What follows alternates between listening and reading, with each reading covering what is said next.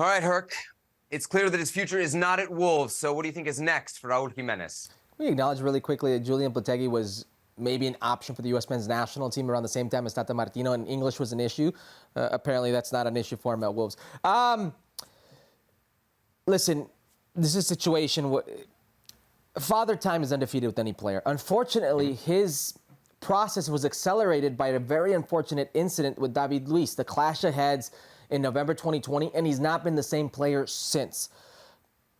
Or maybe or I could argue that now he's the player he always was. You look at everything after Club America, he wasn't exactly tearing it up. Actually, after Atletico, he was looking for that opportunity, and he found it at Wolves, where for 18 months, he was a different player. He was a player that was scoring goals. He was a player that you could identify as a top 5 striker in the Premier League, a top 5-9, one of those players that was just goal after goal, assist, creating, wrecking havoc with that Espíritu dos Santos team.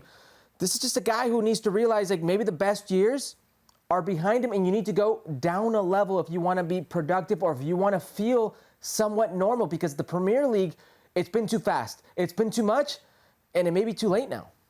So what's next? Where do you think he should go? CONCACAF.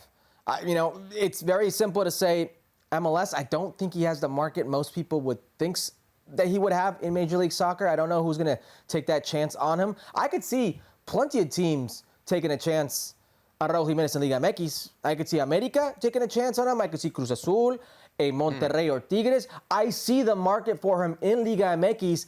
He's only going to be 32 years of age in May. That could still be there for him, and maybe he recaptures some of that form.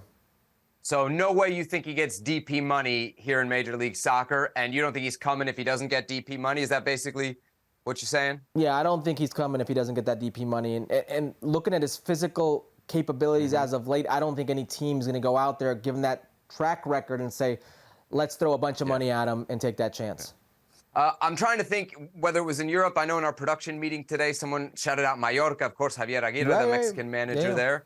But I don't think whether it's anywhere in La Liga or Herc, anywhere in CONCACAF, MLS, Liga MX, like nowhere that he goes are you bringing him there to be a starter, right? And at the end of the day, he really just has to find a place he's comfortable, because I don't think any team is going to roll with this guy as your number 1 option to score goals, right?